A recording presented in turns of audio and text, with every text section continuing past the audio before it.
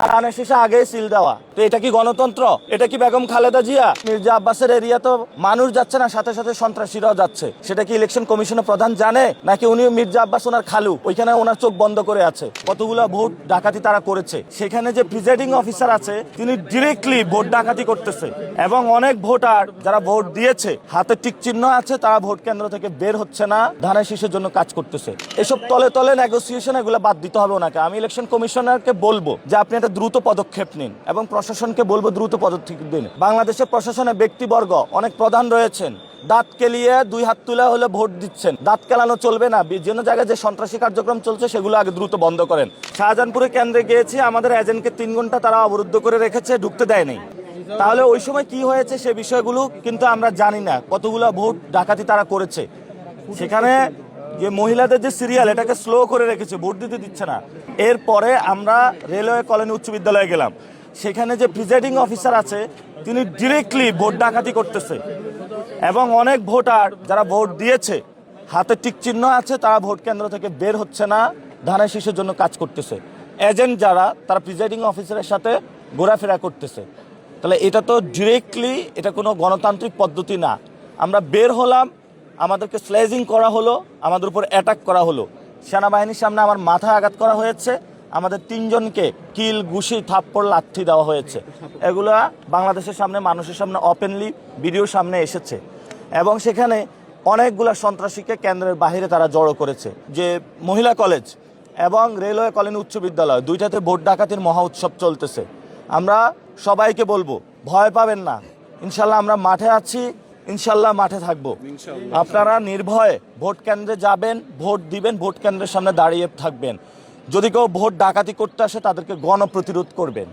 এবার হলো প্রতিরোধের সময়, আর মারি খাওয়ার সময় নাই। ইনশাল্লাহ যে আমাকে অবরুদ্ধ করে তারা রেখেছিল, কারণ পরে সেনাবাহিনী এসে উদ্ধার করে, মাইট দেওয়ার জন্য অবরুদ্ধ করে রাখছে, মাইট দিছে। হ্যাঁ, মারছে তো, ইনজুর্ড হয় না, মাথার মধ্যে ঘুষি দিয়েছে। সেনাবাহিনীর সামনে ভিডিও আছে, সবাই ভিডিও দেখছে। আমি সেনাবাহিনী, দেশপ্রেমিক সেনাবাহিনী নিয়ে কোনো কথা বলবো না, তারা অনেক জায়গায় ভালো কাজ করতেছে। আমি এই বিষয়টা এড়িয়ে যাচ্ছি, কোনো কনফ্রন্টেশনে যাচ্ছি না। ভিডিওতে সবাই দেখেছে, সেখানে সেনাবাহিনী, সেখানে প্রশাসনও আব্বাস সাহেবের সাথে, বুঝছেন তো, 9-6 জড়ায় পড়ছে। হ্যাঁ, এখন আছে। ভোট কারচুপি না, ডাকাতি হচ্ছে ওইখানে। আমরা এখন কিভাবে বলবো? আমি তো সারাক্ষণ সেখানে থাকতে পারি না, ব্যবস্থা তো আমি নিতে পারবো না, এটা ইলেকশন কমিশন নিবে। ইলেকশন কমিশনকে আমরা জানিয়েছি, আমরা সেখানে যারা প্রশাসন আছে তাদেরকেও অবহিত করেছি। প্রশাসন বলেছে, এবং ইলেকশন কমিশনের প্রধান, যে আগে নাকি ভোট কেন্দ্রে হলো কুকুর থাকতো, মানুষ যাইতো না ভোট দিতে, এখন মানুষ যাচ্ছে। ভালো কথা, মানুষ যাচ্ছে, কিন্তু মির্জা আব্বাসের এরিয়া তো মানুষ যাচ্ছে না, সাথে সাথে সন্ত্রাসীরাও যাচ্ছে। সেটা কি ইলেকশন কমিশনের প্রধান জানে? নাকি উনি মির্জা আব্বাস ওনার খালু, ওইখানে ওনার চোখ বন্ধ করে আছে? এসব তলে তলে নেগোসিয়েশন, এগুলো বাদ দিতে হবে ওনাকে। আমি ইলেকশন কমিশনারকে বলবো যে আপনি একটা দ্রুত পদক্ষেপ নিন, এবং প্রশাসনকে বলবো দ্রুত পদক্ষেপ দিন। অনেক বাংলাদেশের প্রশাসনে ব্যক্তিবর্গ অনেক প্রধান রয়েছেন, দাঁত কেলিয়ে দুই হাত তুলে হলে ভোট দিচ্ছেন। দাঁত কেলানো চলবে না। বিভিন্ন জায়গায় যে সন্ত্রাসী কার্যক্রম চলছে সেগুলো আগে দ্রুত বন্ধ করেন। আমাদের পুরো বাংলাদেশে অনেক এজেন্টকে ধরে নিয়ে মারধর করা হচ্ছে, এবং ধানের শীষে আগে সিল দেওয়া, তো এটা কি গণতন্ত্র?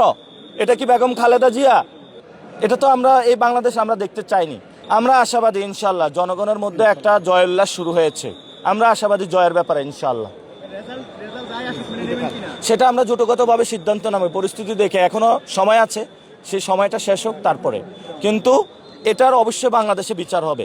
আমি বলেছি, মির্জা আব্বাসের এটার বিচার করে আমরা ছাড়বই বাংলাদেশে, ইনশাল্লাহ।